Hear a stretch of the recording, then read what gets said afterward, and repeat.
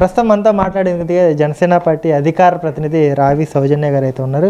కూటమి అన్నీ కూడా దొంగ వాగ్దానాలు ఇచ్చి అధికారంలోకి వచ్చిందని చెప్పేసి మాట్లాడుతున్నారు. ఇంకో పక్క రిషికొండ జగన్మోహన్ రెడ్డి ఏమన్నా ఉండడానికి కట్టుకున్నాడా, ప్రజల కోసమే ప్రభుత్వ ఆస్తే కదా కట్టుకుందని చెప్పేసి ఫర్నిచర్ విషయంలో కూడా ఆయనకి సొంత ఇల్లే ఉంది, ఫర్నిచర్ దొంగిలించాల్సిన పని ఏంటి అని చెప్పేసి కూడా కొంత హార్ష్గా కొంత మళ్ళీ తన నోటి దురుసు ప్రభావాన్ని మళ్ళీ ప్రదర్శించాడు అనుకోవచ్చు. ఎందుకు ఆ స్థాయిలో ఓడిపోయినా సరే వాళ్ళ నోరుని ఎందుకు అదుపులో పెట్టుకోలేకపోతున్నారు, ఎందుకు ఈ రకమైన వ్యాఖ్యలు చేస్తున్నారు అంటే ఈ పనికి మనాల గురించి ఇంకా మాట్లాడుకొని టైం వేస్ట్ చేసుకోవడం చాలా అనవసరం. వాళ్ళు మేకతోలు గాంభీర్యం అంటే మనం లేకపోతే ఎక్కడ లేకుండా చేసేస్తారేమో అని భయంతో వాళ్ళు ఆ మాట్లాడడం తప్పితే కనీసం ఒక మనిషి పుట్టిన వాళ్ళు ఎవరు కూడా అది ఏమన్నా జగన్మోహన్ రెడ్డి గారు ఉండటానికి కట్టుకుందా లేకపోతే ఇంకోటి ఉంటే అనరు. నిజంగా జగన్మోహన్ రెడ్డి గారు ఉండటానికి కట్టుకోకపోతే 25 లక్షలు ఎవరైనా కమోడ్కి వాడతారండి? నిజంగా సొంతగా డబ్బులు ఎక్కువైపోయి కోట్లు సంపాదించేసే వాళ్ళు అయితే పోనీ ఏదైనా వాళ్ళ సొంతానికి కట్టుకుంటారని అనుకోవచ్చు. కానీ గవర్నమెంట్ డబ్బుతో ఎస్ఎఫ్టీ 30,000 అసలు ఎస్ఎఫ్టీ 30,000 ఖర్చు పెట్టే స్థాయి ఉంది అంటే అసలు ఏంటది? అది గవర్నమెంట్ ఆఫీస్ కోసం కట్టినట్ట? పోనీ ఏదన్నా ఒక ప్రపంచ ప్రసిద్ధి గల ఒక టూరిజం ప్లేస్ లాంటిది ఏదన్నా నిర్మిస్తే అక్కడ సరే మొత్తం ప్రపంచం అంతా ఇక్కడికి వస్తుంది కాబట్టి ఇది టూరిజం ప్లేస్ కాబట్టి ఇక్కడ ఏదన్నా ఒక డిఫరెంట్గా మనం చేసామంటే కొన్ని ఆనవాళ్ళు ఉంటాయి, రాజ్మహల్స్ అలాంటి వాళ్ళందరూ కొంచెం అలాగే పెడతారు. సో అది లేదు ఇక్కడ. అలా లేకుండా ప్రజల డబ్బు అసలు ఇంత నాశనం చేసేసి ఇంకా వీళ్ళు ఇలా మాట్లాడుతున్నారంటే అది దేనికి ఉపయోగించమని చెప్పండి. పోనీ ఆ పనికిరాని వ్యక్తినే, ఆ కొడాలి నానినే అది దేనికి ఉపయోగించమంటారు చెప్పండి? దేనికి? అదేమంటే వాళ్ళు ఉండటానికి సీఎం గారు ఉండటానికి పిఎం గారు వాళ్ళకు నేవల్ బేస్లో వాళ్ళకు అవకాశం ఉంటుంది కానీ వాళ్ళు సెక్యూరిటీ దాటి ఇక్కడికి వచ్చి ఉంటారా? ఇలాంటి వాటిలో ఉంటారా? ఆ మాత్రం జ్ఞానం లేదా రాజకీయాల్లో ఉండి? ఇక్కడ కేవలం వాళ్ళ స్వలాభం కోసం చేసుకున్నారు. మళ్ళీ మేము ఇచ్చిన పథకాలకి మేమే వస్తామని చెప్పని ధైర్యంతో చేసుకున్నారు.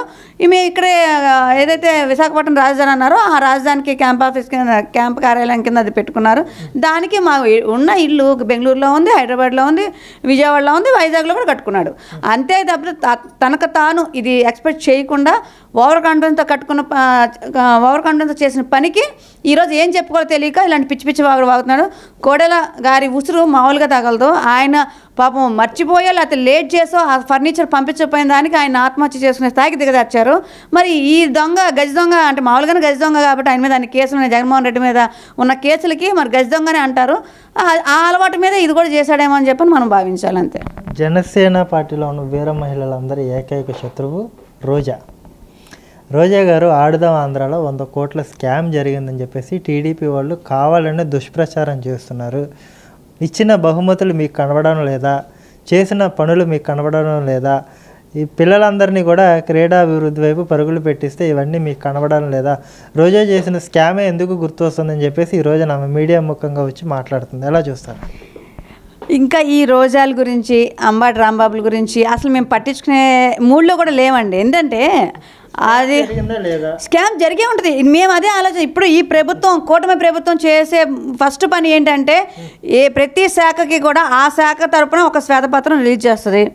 ఆ శ్వేతపత్రం అంటే ప్రజలకు తెలియాలి, వాళ్ళు వేసిన ఓటు ఎంత రైట్గా కరెక్ట్గా ఉంది అని చెప్పని ప్రజలకు తెలియాలి. కాబట్టి ఆ శాఖగా ఏ శాఖ పరంగా ఆ శాఖ పరంగా వాళ్ళు ఒక శ్వేతపత్రం రిలీజ్ చేస్తారు. దాన్ని బట్టి ఎవరు అవినీతి చేశారు, ఎవరు దొంగలు ఎవరు దొరలు అని తెలిసిపోద్ది. దొంగలు అనుకున్నప్పుడు ఖచ్చితంగా A1 జగన్మోహన్ రెడ్డి, A2 ఆ శాఖ మంత్రి, వీళ్ళిద్దరే ఉంటారు. మీరు చూసుకోండి. హోమ్ మినిస్టర్ అనిత గారు కూడా చెప్పింది అదే మాట. రాబోయే కాలంలో పెద్ద తిమింగలాలు అంటే మీరు చెప్పే ఏదైతే కాంట్రవర్సీకి వెళ్ళారో లాస్ట్ టైం వాళ్ళందరూ కూడా పెద్ద అవినీతుల్లో ఉన్నవాళ్లే. కాబట్టి వాళ్ళందరినీ పెట్టడానికి నాకు తెలుసు. అంటే పవన్ కళ్యాణ్ గారు కూడా మాట చెప్పారు, ఎవరి మీద కూడా కక్షపూరితమైన చర్యలు ఉండవు, ఎవరి మీద విమర్శలు చేయొద్దు, భాష వేరేగా వాడొద్దు అని చెప్పారు. కానీ చట్టం తన పని తాను చేసుకుపోద్దని చెప్పారు. ఖచ్చితంగా చట్టం తన పని తాను చేసుకుపోవడం మొదలు పెడితే వైజాగ్ జైలు చాలో, రాజమండ్రి జైలు చాలో, ఈ మంత్రులకు కానీ తందానన్న అధికారులకు కానీ ఈ జైలు చాలు. కాబట్టి దాన్ని ఎదుర్కోవడానికి మాత్రం సిద్ధంగా ఉండాలని చెప్పని రోజాని కోరుతున్నానండి. అంటే ప్రభుత్వం ఏర్పాటై ఇంకా నిండా 3 శుక్రవారాలు కూడా కాలేదు. అప్పుడే 2029లో జగన్మోహన్ రెడ్డి గారిని మేము సీఎం చేసుకుంటామని చెప్పేసి ఇప్పటికే గొప్పలు చెప్పుకొస్తున్నారు. రోజా గారు ఏంటి అసలు ఆమె కాన్ఫిడెన్స్ ఏంటి? అసలు పార్టీ ఉంటుందా?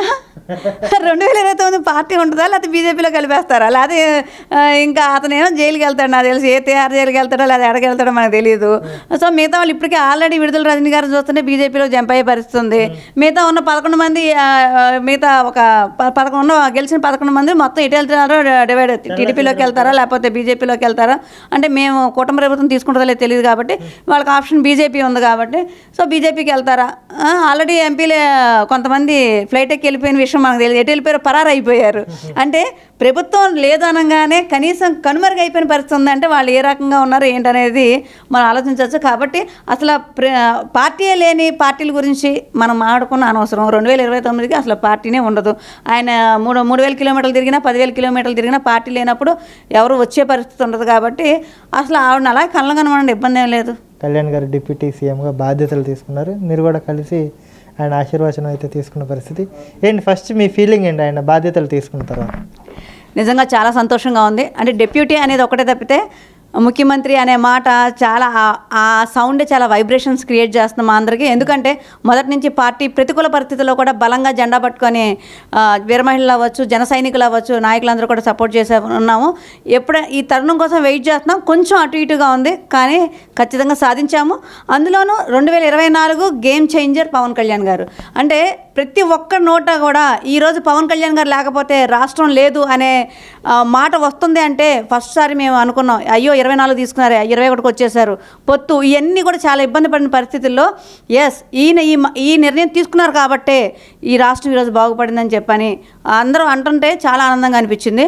అలానే ఇంకొకటి నిన్న ఏదైతే బాధ్యతలు తీసుకున్నారో ఆ బోర్డు ఏదైతే కొణిదెల పవన్ కళ్యాణ్ గారు, అలాగే కింద డిప్యూటీ సీఎం, అంటే ఇవన్నీ కూడా ఆ శాఖలు ఆ శాఖలు కూడా 6 శాఖలు చాలా కీలకమైన శాఖలు.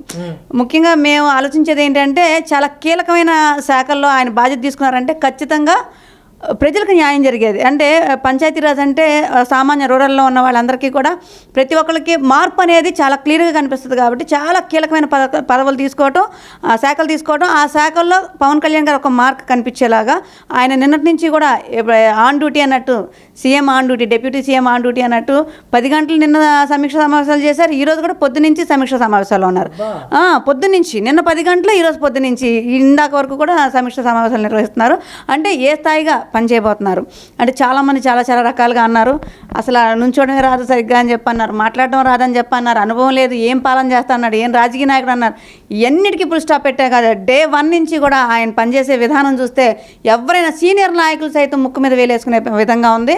అలానే ఇంకొకటి జనసేన ఎమ్మెల్యేలు మనం గర్వంగా మేము చాలా గర్వంగా చెప్పుకుంటాం. ఎందుకంటే ఈరోజు ఆ 21 ఎమ్మెల్యేలు ఒక పనితీరు ఎలా ఉండబోతుంది అనేది నాకు తెలిసి రాష్ట్రంలో ఇంతవరకు కూడా 2 తెలుగు రాష్ట్రాల్లో కూడా పోర్ట్ఫోలియోల గురించి ఎవరు ఇంతవరకు చూసి ఉండరు, అంటే అంతగా గమనించి ఉండరు. కానీ ఎప్పుడైతే జనసేన ప్రభుత్వంలో పార్ట్ అయ్యిందో అప్పటి నుంచి 2 తెలుగు రాష్ట్రాల్లో కూడా ఎక్కువ మంది ఎవరెవరికి ఏ శాఖలు ఇస్తున్నారు ఏంటి అని చెప్పని అనే ఆలోచన మీదే ఉంది. అంటే శాఖల మీద అంత అవగాహన కలిగే విధంగా ఈ 2 తెలుగు రాష్ట్రాల్లో ప్లస్ ప్రపంచ దేశాల్లో కూడా ఆలోచిస్తున్నారు ఈ శాఖ. ఎందుకు అంటే ఈ శాఖలో పవన్ కళ్యాణ్ గారు ఉన్నారు, ఈ ప్రభుత్వంలో పవన్ కళ్యాణ్ గారు ఉన్నారు. సో పాలన ఎలా ఉండబోతుంది, వైసీపీని చూశారు, టీడీపీని చూశారు, కాంగ్రెస్ని చూశారు, అన్నీ చూశారు.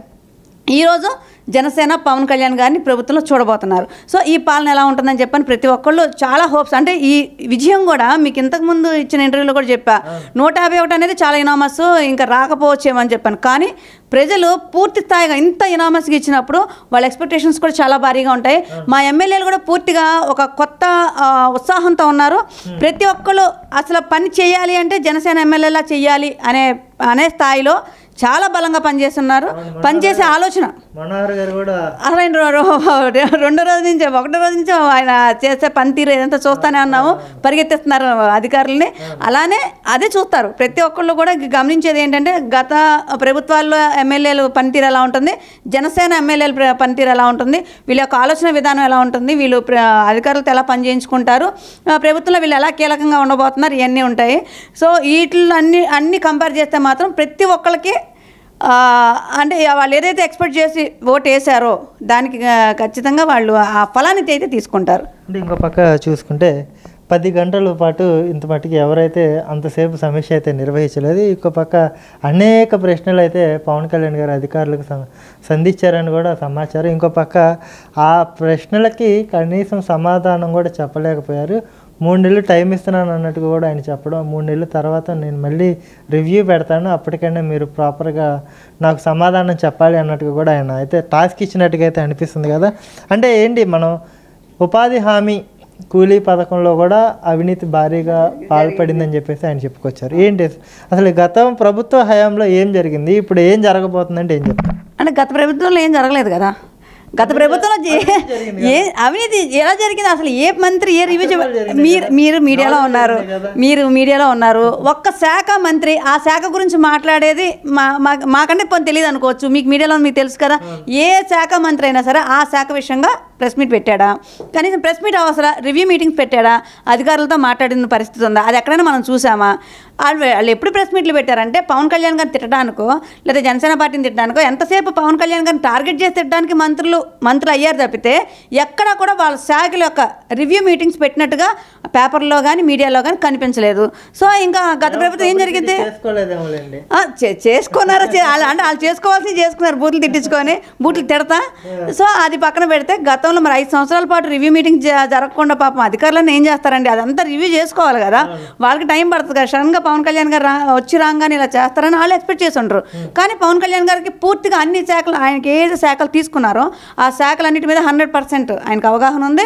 సో రాగానే ఆయన బాధ్యత స్వీకరించగానే ఆ రివ్యూ మీటింగ్స్లో పర్ఫెక్ట్గా ఆయన అడిగే క్వశ్చన్స్కి ఎవరు ఆన్సర్ చెప్పలేని పరిస్థితి. ఎందుకంటే గత ప్రభుత్వం వాళ్ళు పనిచేసింది లేదు, రివ్యూస్ అడిగిన వాళ్ళు లేరు, ఇదేంటి అని అడిగేవాళ్ళు లేరు. వాళ్ళు ఎంతసేపు కళ్యాణ్ గారు టార్గెట్ చేయడం తప్పితే వాళ్ళకి ఇంకోటి తెలియదు. కాబట్టి వీళ్ళు కూడా అధికారులు కూడా చాలా లైట్గా తీసుకున్నారు. సో దానివల్ల ఈ ఇబ్బంది, ఈ 5 years గ్యాప్ వల్ల.